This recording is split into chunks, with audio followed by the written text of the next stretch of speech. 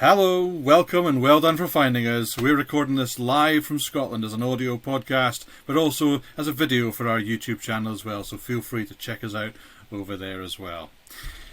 My name's Simon, I'm here with my good friends and co-host Brucey and Jimmy D.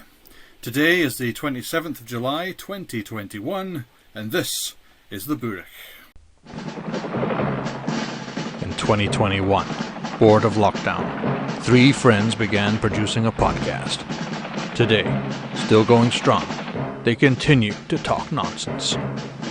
If you're having trouble sleeping, and if you can find it, maybe you should listen to the Boorach.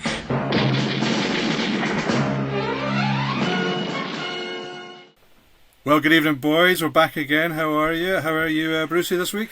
Yeah, I'm doing good, Si. Yeah, busy week, still fringe prepping away, but I'm doing good.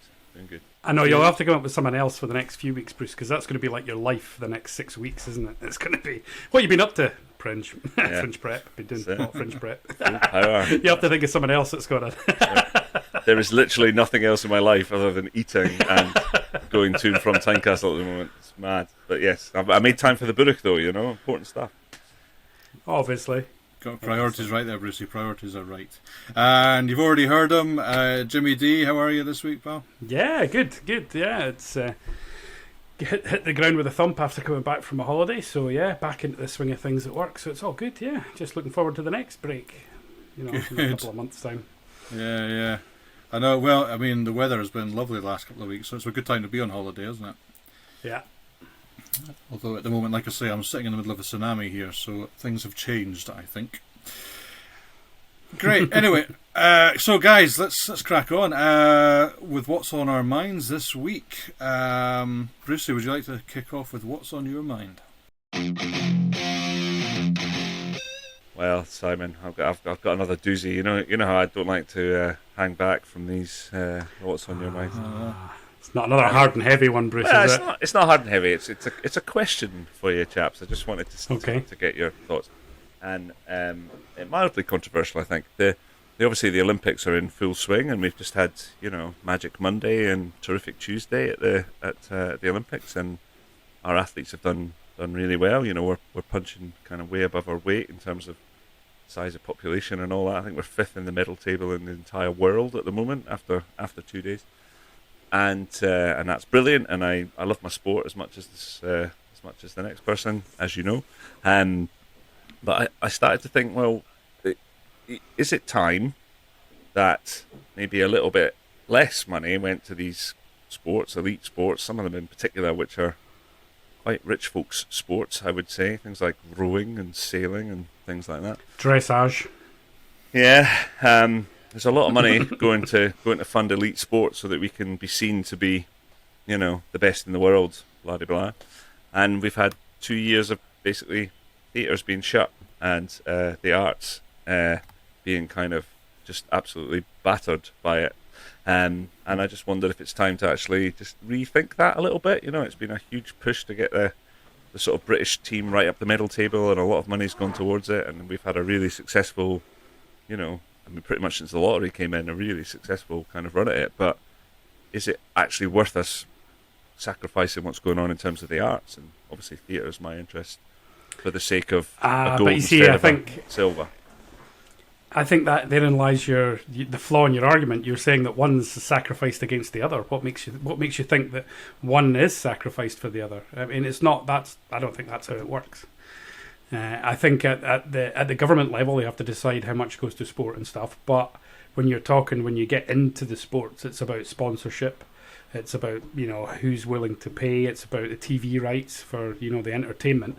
And let's face it, if there was a theatre, an Olympics for drama, Britain in general, and I will say Britain, probably holds its own in the medal table as well, with the drama and the television and the shows that are exported worldwide from the BBC and stuff that's made here or in partnership with other people.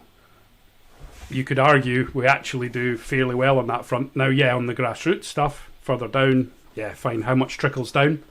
That yes, could be argued, but I think we're definitely Olympic heavyweights at the theatre and drama side of things as well. Well, yeah, it's an interesting argument, isn't it? I mean, some would say that theatre is quite elitist as well. With the certainly cost of tickets and things like that. If you go down to London, you're not going to see a show for less than 60, 70 quid, which puts out a lot of people's, for a family, certainly out of bracket. So yeah, I don't know, and it's hard to sort of quantify. I guess obviously with Olympics and sport in general, you can, you've got a 20-second run and somebody wins at the end of it. I mean, how it's trying to, I guess, quantify what you get back from theatre from the funding. So I don't know. Well, with theatres, you're paying lots of people's salaries, aren't you? And you're creating something which the public can go and participate in. I can't participate in Adam Peaty winning a gold medal at 200-metre breaststroke in any way other than sitting on my couch watching it. But it might get you interested in swimming or tennis. That's the thing, though. You see, like it could get somebody interested in the theatre. Well, yeah, but I suppose my argument is that there isn't 3 weeks of wall-to-wall telly coverage for, say, the Fringe. You're talking about an equivalent. Well, the equivalent of the Olympics is probably the Fringe that happens in Edinburgh. We're fantastically blessed that it happens here. But what for me, the profile and the amount of coverage and pressages and everything that sport gets comparatively is absolutely huge. We've just had a month of the football on the telly, and there's a GB football team, So I suppose my argument is I think sport is getting more exposure. There's more opportunity to make kind of sponsorship stuff, so therefore the money should actually balance out to maybe places that don't get it. It's what the crowd wants, though, Brucey, isn't it? It's the appeal to the wider masses. It goes right back to the days of the Romans and the Colosseums. They want to see sport fighting, big sort of blood and gore and keep all the audience. They did plays back then as well, but they never built a Colosseum for them. I mean, I think they built theatres, though. Aye, they did, but just nothing on that scale. Yeah. That's what I'm saying. It's to the masses. It's that's what the masses of people wanted. You've not heard about it, Jim, because it's not talked about because it's theatre and not sport. There's plenty of theatres from 2,000 years ago. But the one in London, the Shakespeare one, that was pretty small, wasn't it? Yeah, the Globe. Yeah, but it was one of about 50. When we were going through the lockdown and all these things were on TV for sort of free or streaming channels, or whatever. There was the argument. I can't remember the figures, but there were quite high-profile actors going on TV saying that how much money theatre and the arts bring into the country, and actually it was right up there. I don't know what it compares to in terms of football or sport or whatever, but I mean the numbers were right up there. So I think they're equally as important. Obviously, I've got a theatre slant as well, so I would go towards the theatre as well. I'm just playing devil's advocate here, but yeah, no, I think it's. I think. Where I would sorry, thought you were done, Si. Sorry. No, carry on, James. Go on. No, where I would agree with you, Brucey, is that in sport, a lot of the time, especially in the Olympics, the money gets invested in individuals, right? And the team around them and that person doing well. And their funding's is a lot of the time is based on them medaling or coming home with a medal. But once that person gets injured or once they're run their race, so to speak, they're essentially cast aside. Now, yeah, the governing body might then retain some money, but then they go to invest in then one other person or two other people or, a couple of folk to try and get them on that podium, and their entire money is driven towards those medals, and very little of it falls off the table to the surrounding sport, in my opinion. Oh, absolutely. And I think that is wrong. Well, but Britain has taken a very, very clear elitist view of sport in the last 5 years. There's a sort of sense of plucky Brits and all that, but take the cycling team, for example.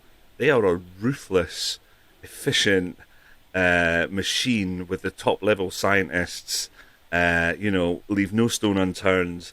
They are absolutely relentless in their pursuit, and if you put them in a Russian tracksuit or a German tracksuit or whatever, they would be seen as, they're, but because it's Britain, it's kind of, isn't it?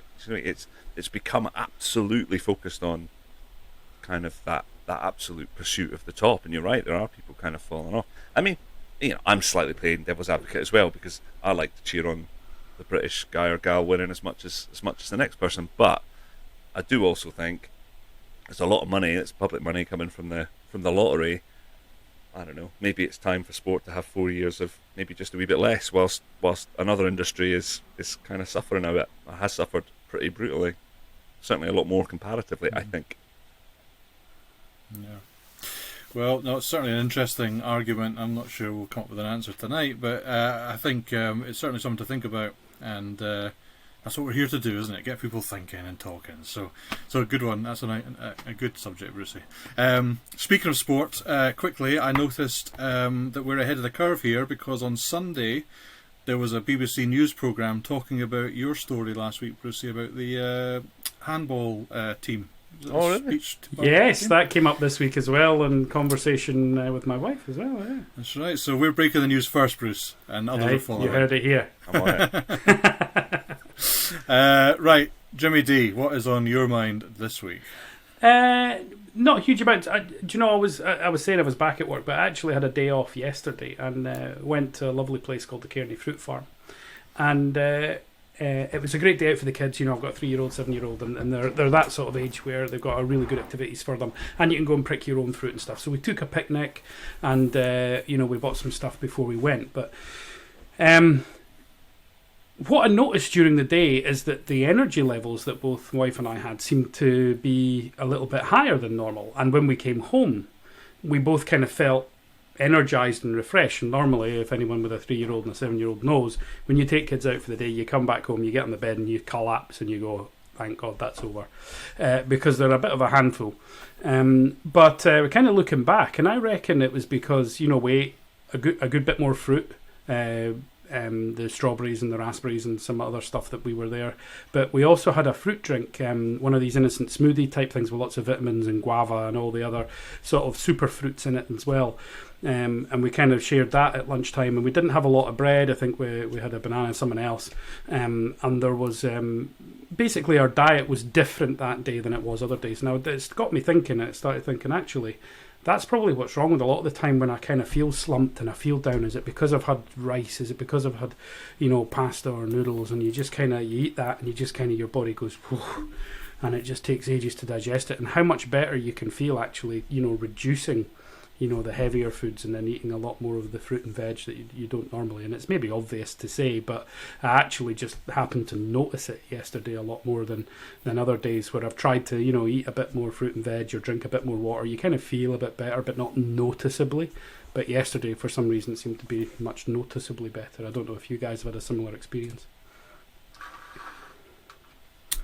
Yeah, I mean, I think it's probably, like you say, not rocket science, I suppose. If the days I eat better, I feel better. I mean, I do find myself quite tired a lot of the time at the moment, which I think is probably diet based. A lot of people blame the heat, but I think you're right. I think it's diet. To be honest, I think at the moment we're just busy people, so we don't have time to cook up the salads and the vegetables and all that sort of stuff. So you end up just reaching in the freezer for something that's quick and easy, and then you just feel afterwards. So I think it's I can see how it would help to have a better diet, and I'm sure exercise factors into it as well. Though, Bruce, you'll tell us we weren't moving around all day. Yeah, Bruce exercise. is a keen cyclist. Yeah, I try and I do. I've worked really hard over the last 18 months because I just put weight on so quickly. If I'm not, because my diet could certainly be better. But I managed to keep some sort of hold on it if I'm trying to get at least 3 or 4 bits of exercise a day. I mean, I can give you a good example. Last week I cycled to Tynecastle 4 days, I think. So it's nearly 100 k's of cycling last week. And I felt great every day. Just 40 minutes by the end of Friday, I was just tickety boo. And even working till 6 o'clock, but I still felt quite good at the end of the day. This last 2 days I've driven, and by 5 o'clock today I was like, I'm just done. Like, the energy level has just dropped now. All right, we've been doing it for 8 days or whatever, but actually I really noticed the difference. We're not getting the exercise. So yeah, I mean, I know what you're saying, Si, but for me it's about you've got to make it part of your day. You've got to find a way to go. Like, I did something I think I'd never done before in my life last week. I actually came home, had my dinner because I had some leftover pizza from the night before, but then I was like, I'm not going to get in till 8 o'clock tomorrow night. I have to make dinner for tomorrow night now. Actually, rather than go and sit on my sofa and watch something, like I have to make tomorrow night's dinner because then I can get in and stick it in the microwave and I can have it the minute I walk in the door. And actually, rather than spend an hour watching something, I actually made dinner at whatever it was, 9 o'clock on a Monday night. And I think, I don't know, I think you've got to try and find ways to do it. Yeah. Yeah, prep and planning are a big thing, isn't it? Overnight oats, because I really like them. I always forget to do it at night. I always really forget. I get up in the morning and go, I wish I'd done my overnight oats last night. I never do. But I suppose that's very good for you as well, because it's got a lot of good fruit and veg in it, kind of, not veg, but good fruit and oats and just natural yogurt and stuff. And it just kind of picks you up in the morning, and it's really nice. Fills you up as well. But anyway, enough about that. Good. No, good point as well. Right, guys, have you ever sent a text message to the wrong person? There's a question for you. I'll tell you, this is coming from a couple of years ago now, to be honest with you. It was a New Year's Eve, and I think I was actually trying to send a text to either one of you or our other friend Colin, and it was about going out. I think, if I remember rightly, and as you do to friends, you use maybe some more colourful language than you would perhaps do to someone else. And this text message was full of expletives and things like that, and it was quite long and quite drawn out and funny. It's not like you, Sam. You're normally very I know. Polite. It was maybe to our other friend Colin, because we have text likely messages that aren't always polite. Yeah. So anyway, full of words, and it got sent, and I realised I'd sent it to actually my wife's uncle, who, to be fair, never mentioned it, and we never spoke of it. But it was just quite embarrassing to know I'd done that. But when did you find out you'd done it? Was it an immediate recognition? Oh shit, it was the wrong person, or was it the next day going? Why did Colin not respond? Pretty immediate when I sent it. I realised, because we had, I can't remember the exact. I think he's maybe close to the names or something on the list. But anyway, as soon as I'd done it, I went off, and I remember going to Hazel going, "Oh my God, I've just sent this to your uncle." Anyway, so anything like that, boys? Anything, experiences that you'd like to share? I had a phone. One of my first sort of touchscreen phones was quite bad for if you had it in your pocket. It would like things and or reply to stuff like. So I had a few incidents for that where I'd kind of be like, it seems to have whatever it was. That particular phone was really bad for doing that. I can't think of a particular. And I've sent the wrong thing just to the wrong person, but like a kind of wee GIF that wasn't actually intended for that person. Particularly Facebook Messenger, I find is quite bad for that. You can, because the minute you hit send, that's it gone, and you're like that. Oh no, still. I know, I've probably done that actually more. I don't think I've sent a text message to the wrong person, but you see the number of messages if you're on WhatsApp now and whatever else, and you go message deleted, and you just think, what did they send and who was it supposed to be for? And you can delete them now, so that with a text message obviously it's send and forget, but with the WhatsApp and stuff you can get a bit more interaction. You can go back and delete a message you didn't mean to. So I think people are preferring that these days, but no, I don't think I've sent anything, definitely nothing embarrassing or memorable, that's for sure. But, good. Well done. Right. Okay, let's move on from that to the which is surely to be the highlight of the week. This quiz of the week. This week, our quizmaster is Mr. Bruce Strachan. I'm ready. Lay it on me, Brucey. Oh yeah, Quiz Boy is back. Coming in real. Scottish quiz, music style this week. So I think we'll just return to our normal format, which is that James, you're going to answer first today, and then Si can swoop in and steal if he thinks he knows the answer. Okay. So you're going first for the first five. Okay. And then second five, Si's going first. All right? Okay. All right. Pile into it. Okay, so first question. Which Scottish pop band's biggest hits include Let There Be Love, She's a River, and Belfast Child?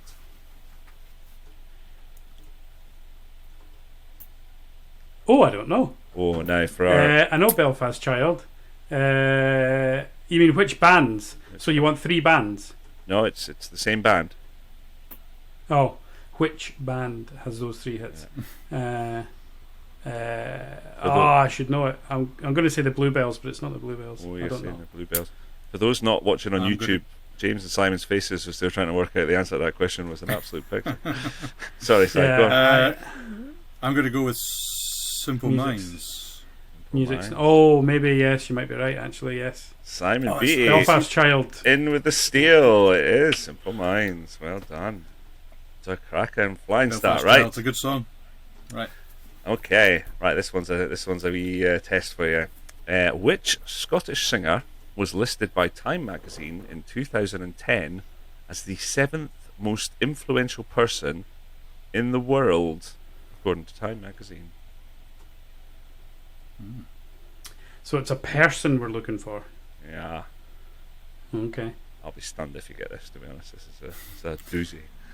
Is there any sort of clue? Is the person still alive, or is that person now dead? I will say that they are still alive, yes. Still alive, okay. Right. Male or female? Give us a clue. I'll give you that much. I will say female. Okay. Good, because I had 2. I've got 2 in mind. Okay. I think one of them might be your favourite, Si.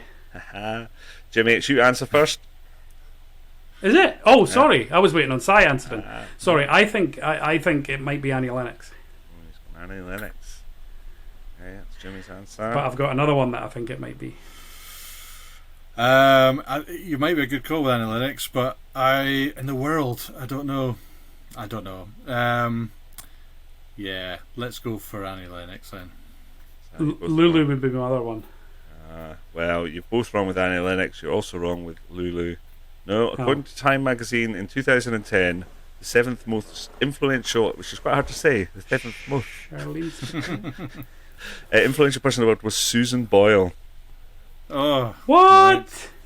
Right. Well, 2010. I should have. Yeah, you should have guessed it was something like that. Eh? Take it up with Time magazine, not with me. Question 3. What was the title of Travis's highest placed single in the UK charts? Why does it always rain on me?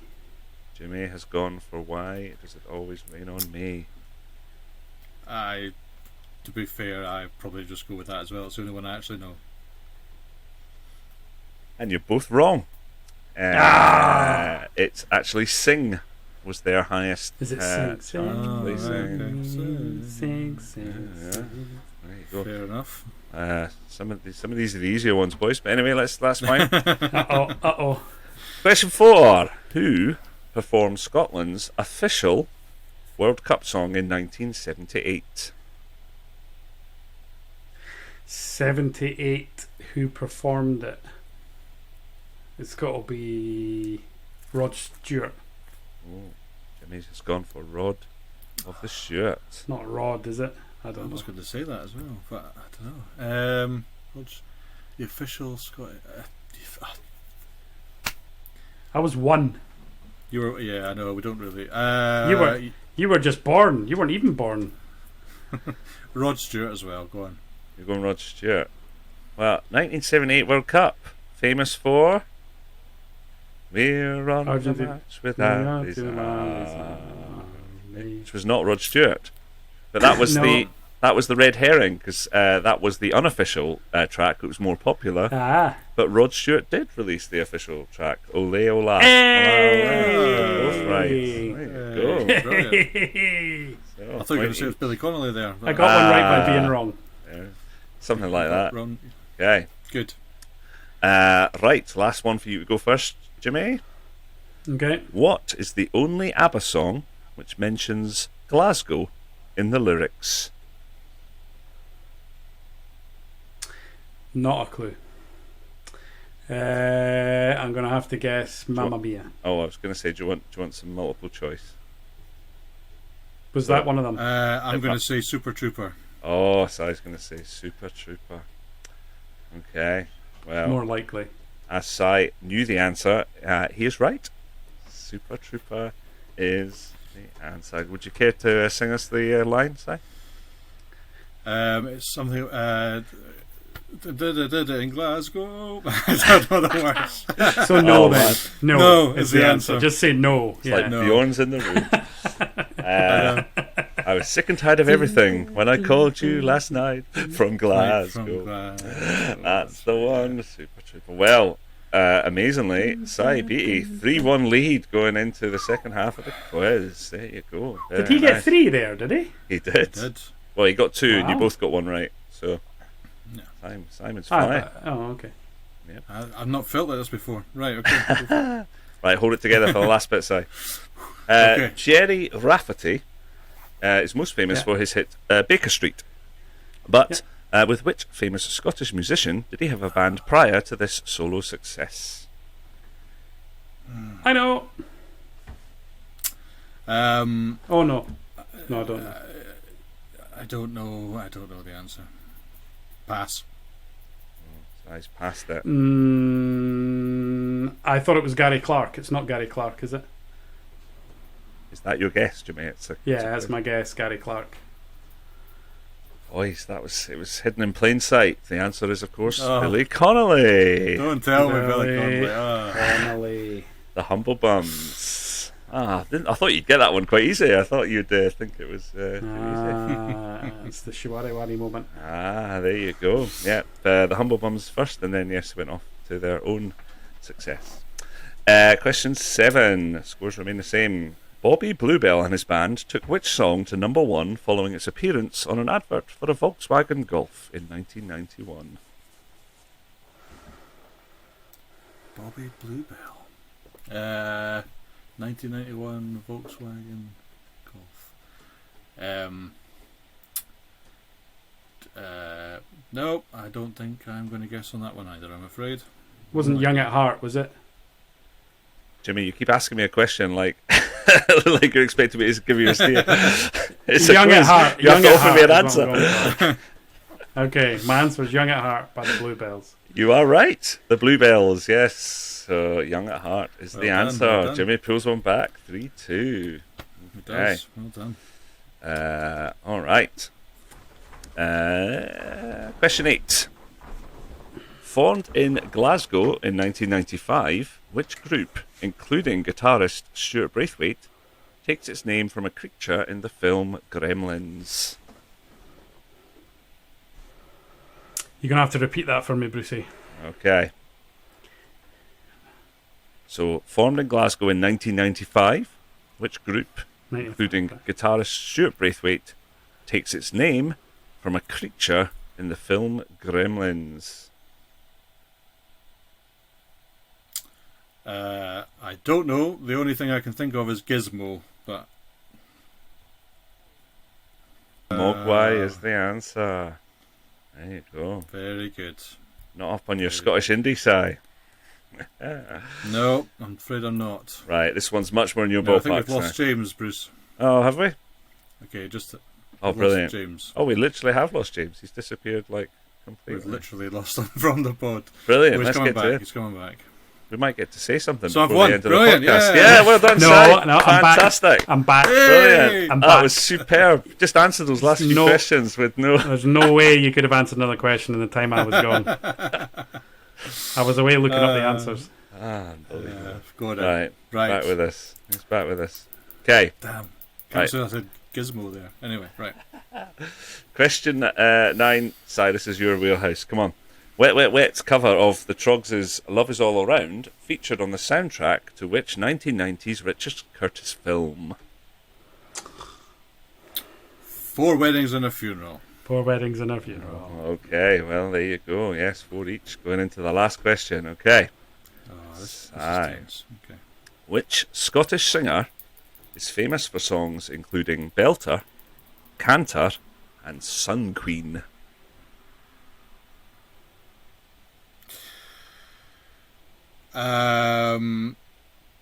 I don't know the actual Florence and the Machine, but I don't know her actual name. Florence and the Machine. I'm sure she's Scottish. I'm going to go with Amy MacDonald. Oh, you're both wrong. Jerry Ah. Cinnamon. Jerry Cinnamon. Cinnamon. She's a belter. There you go. There you go. There you go. Right, so it's So a is there tie. no tie-break question? I do have a tie-break question. For some reason, I chucked a tie-break one in, and it turns out we've needed it. Okay. Yeah. So we're going to do it like a penalty shootout, and basically sudden death penalty shootout. Who was going first there? Was it Si? So Si, you get to go first. Delamitri, and yes, you'll see what I mean in a second. Delamitri have had 5 albums reach the UK top 10. Can you name one of them? I'm gonna go. It's got to be a self-titled album. Delamitri, is that He's one of the gone names? for self-titled album. Jimmy, can you knock Si out with a Delamitri album? Sister will be screaming it at the podcast. Not that she listens, but she was a big Delamitri fan, and I'm trying to remember. I'm going to go Delamitri. Yeah. No. So nobody's got Oh, one. I've got one. Can I come back? No, I think I've got one. Well, you No, can he's because given his answer. Enough of that. it's sudden death. So Si had a shot, missed. You had a shot. He missed his we're on penalty to this, shot. Yeah. So there's okay. Okay. Right, Si. Is it now Saturday night, Sunday morning? Would that be a title of an album? Oh, that's the Rivers. That's. Oh, is it the wrong group? Oh, Yeah, it's the wrong group. Saturday night through to Sunday morning. All right. I'm gonna have to do this a different way. Okay. So which one of these is a Delamitri top 5 album? Okay. Who goes first? I'm going. I'll just have to ask the question. I'm literally making this up as I go. Okay. Okay. Is it A Hatful of Rain? Is it Waking Change? Is it Twisted? Or is it Everything Change? I'm going with Everything Change. I'll go for the other change one. Whatever the other one was. Waking Change. Yeah, it was one of Waking those two. Change. Couldn't remember. You're killing me, boys. You're absolutely killing me. Oh, really? It's none of them. It was Hatful Neither. of Rain was the actual Rain. answer. Right, that's it. Do you know what? Let's just call it a draw. We'll call Go it a listen draw. to some Scottish Call it a music. draw. The Peria, unbelievable. Brilliant. Don't do a Well, that music was- quiz. That's there the we- lesson there. Well, I got 4 there. That was quite good for me. No, I Right, got 4 okay. as well. Very good. Let's move on before anyone thinks about that too much. Yeah, I know. Well done, Bruce. Sorry we let you down there. Yeah. Okay, let's try and bring the podcast back up again with things that people haven't heard about yet. James, you've got a doozy. I know you have. Go for it. No, it's not a doozy, Si, but you do know I like to talk beaver, and there because the beavers in Abernethy, and that excited me, because they were just literally 100 yards outside the door, my front door here, building a dam. That's right. And I was reading just recently that Scotland has its first beaver tunnel. Yeah, Beaver Tunnel. a tunnel built specifically for beavers under a railway line just near Gleneagles, and Network Rail have stuck a tunnel to allow beavers to cross safely from one side of the railway tracks to the other.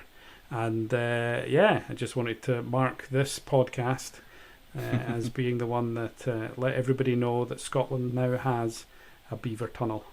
So yeah, Is it open officially? it's officially open. Yes, the news went out, and the beavers all crowded round, had a great time, and then went through the tunnel.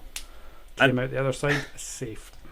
Is this a self-built beaver tunnel, or did somebody, specifically engineer it? I think they Jimmy? drilled a hole. I think they actually. I beg your pardon? Who's the they is really what I'm getting at. Network Rail. It was Network Rail that it's did Network. the. Sorry, I Yeah. understand They built the tunnel to stop the trains running over the beavers.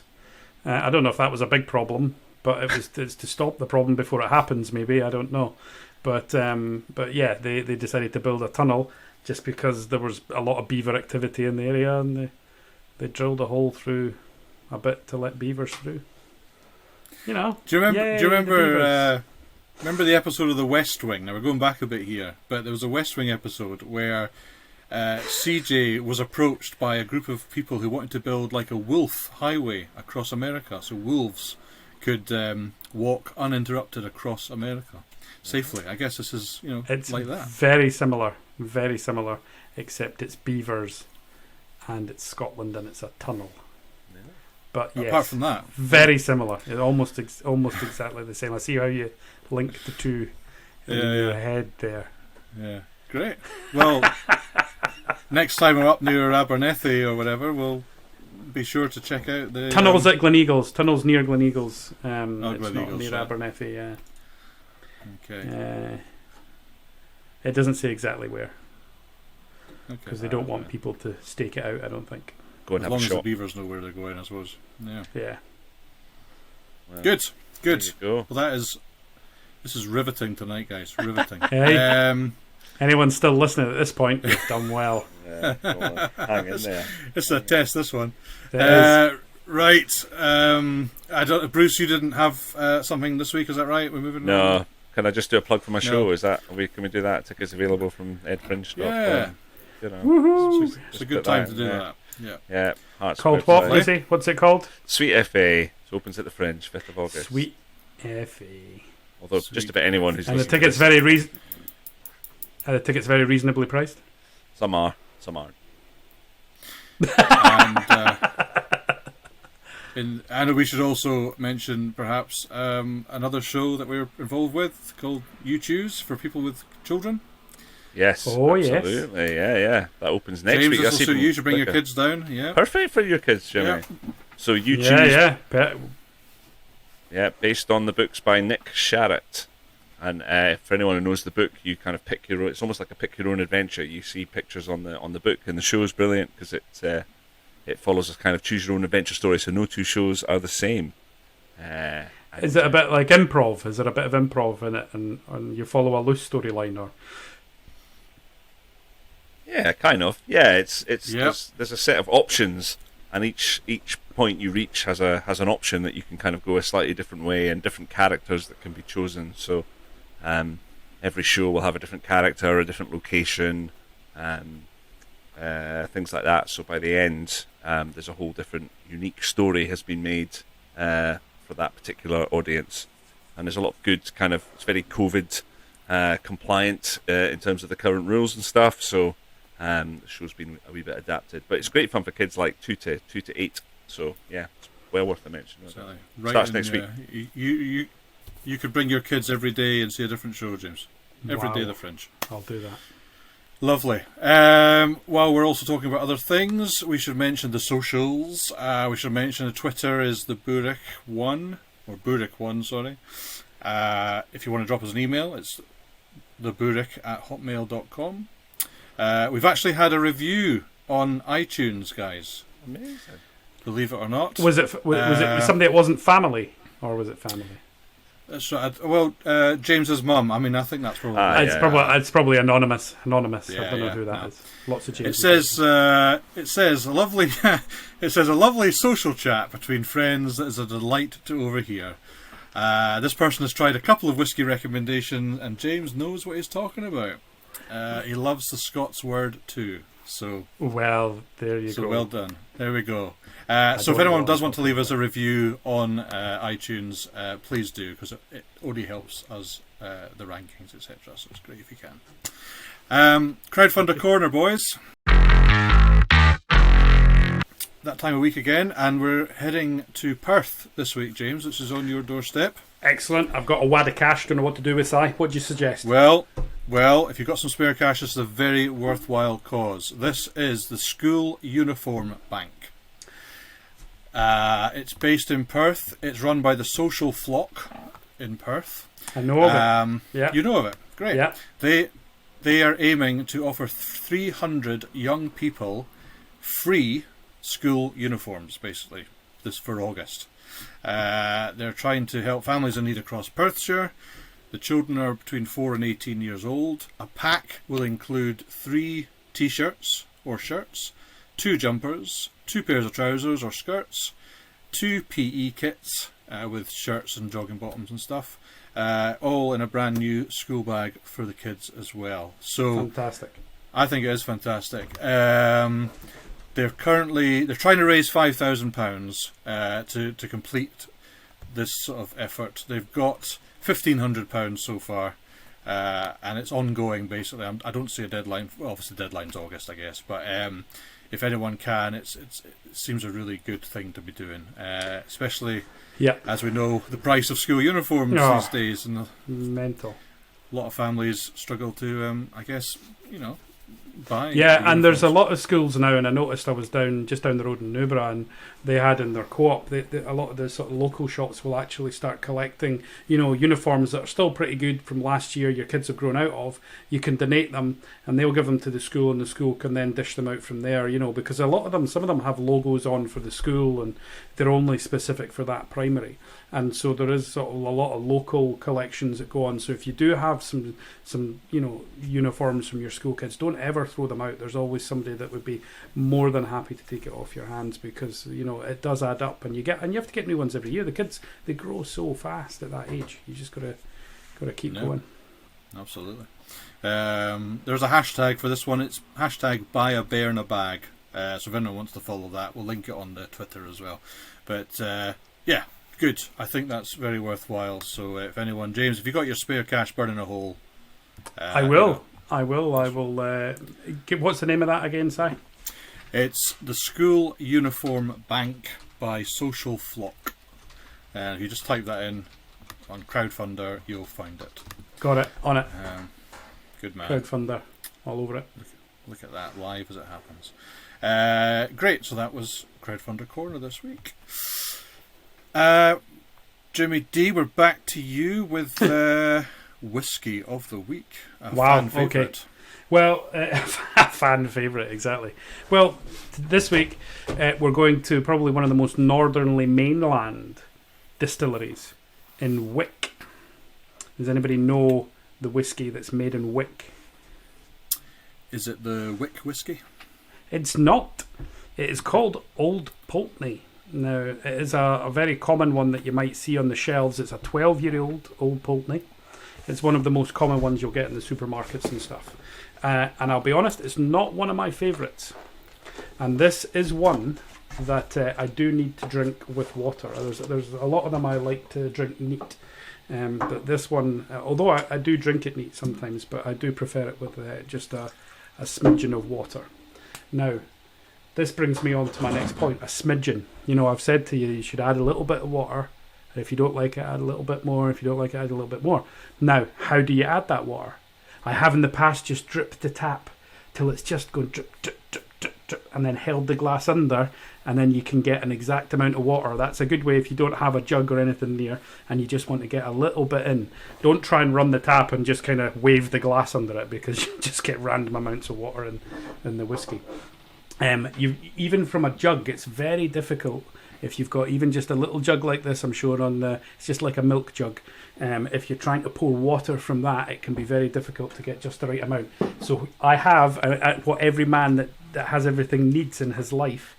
Not that I have everything, but you need this. Do you know what this is? And I'm showing it on the YouTube for those viewers at home. Does anybody know what that is? I mean, it looks a little bit like whiskey still at the top.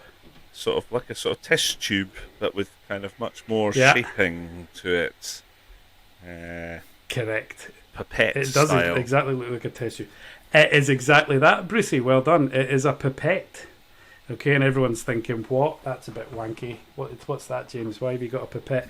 I don't know. I like it, and it's got a wee whiskey still shape at the top of it, and somebody gave me it as a present, and I thought that's quite cool. But for those who don't know what a pipette is, if you have a straw and you put it into water and you put your finger over the end of the straw, the water doesn't come out, as you know. And then you can then use that to just lift your finger off, and then the water will drip out. So if you don't have a pipette, you can make one from a straw. However, I do have a pipette. I have this lovely glass pipette. And it just holds, you put it into the jug of water or into a glass of water, and as you can see, it holds an amount just because I've got my finger over the hole at the top. And then you can just release your finger gently, and you just get a lovely little drop of water on your whiskey. So there's some tips there for this week. Your camera work there was appalling. It went into the whiskey, and it was just really. Brilliant. I was just doing it, Trust me, it all worked out perfectly. Okay, that's how Taylor works. Brilliant. Shut up! Right, okay. Science with Jimmy D. There. Right, look, you just there you go. Is that better? And you just release your finger off the end, Beautiful. Ah, no. A little bit of water in there. Got far too much water in my whiskey now. Okay.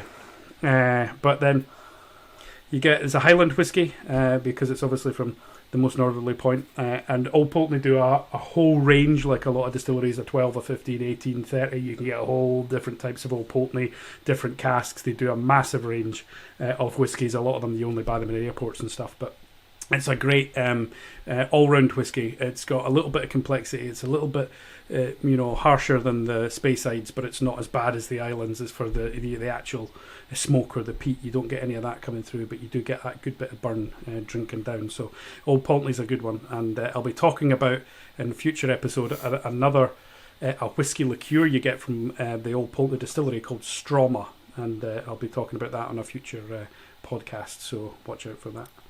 And do we do a little bit of ASMR? Trigger warning, trigger warning, trigger warning. Oh, it's no need.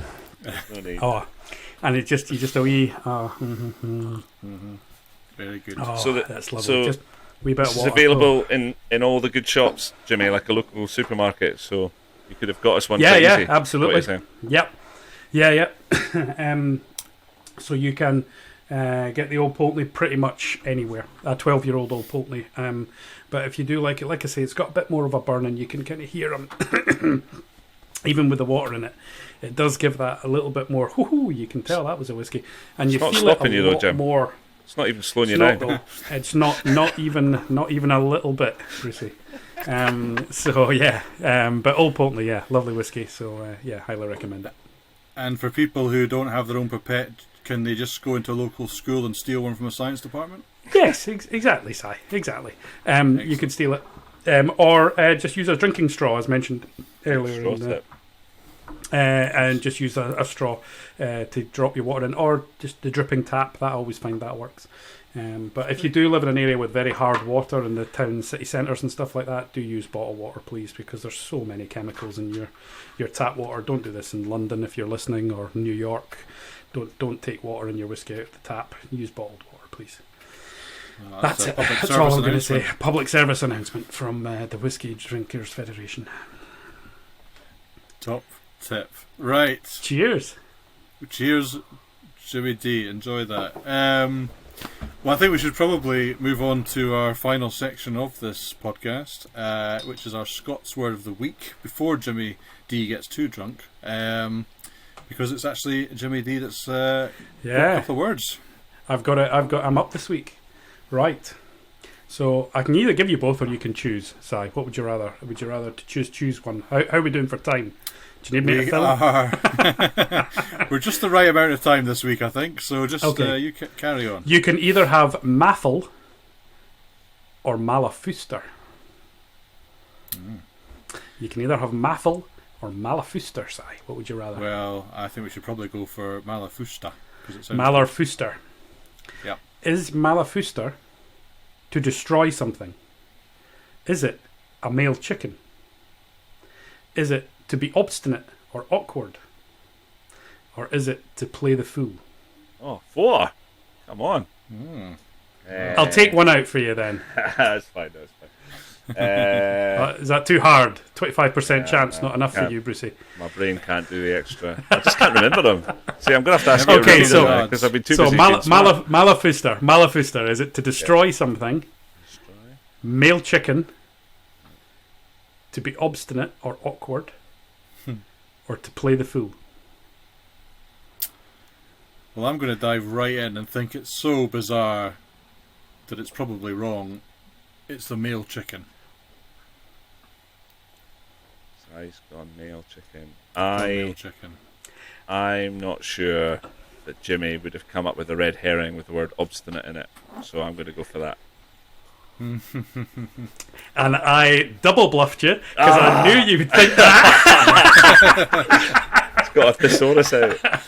I absolutely double bluffed you. It is to destroy something.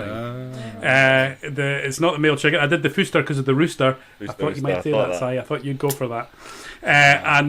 To play the fool. But yeah, obstinate or awkward. I thought I'll make it sound like Dictionary Corner from Countdown, and Bruce will probably pick that one. Yeah. Nice. It's more fun. So It's yeah, more fun watch making out them in up future. than it is. So Malafuster. So if you're gonna destroy something this weekend, give it a good Malafuster. Malafuster. So the beaver tunnel will stop beavers from being malafusted. Is that right? Malafuster ring, because that was ring. because they built the tunnel to stop them building dams. So yeah, so they were destroying something.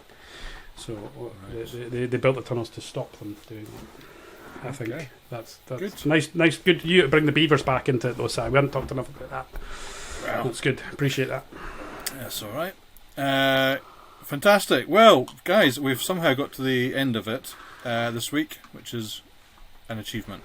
Anything else to add before we do our sign-offs this week?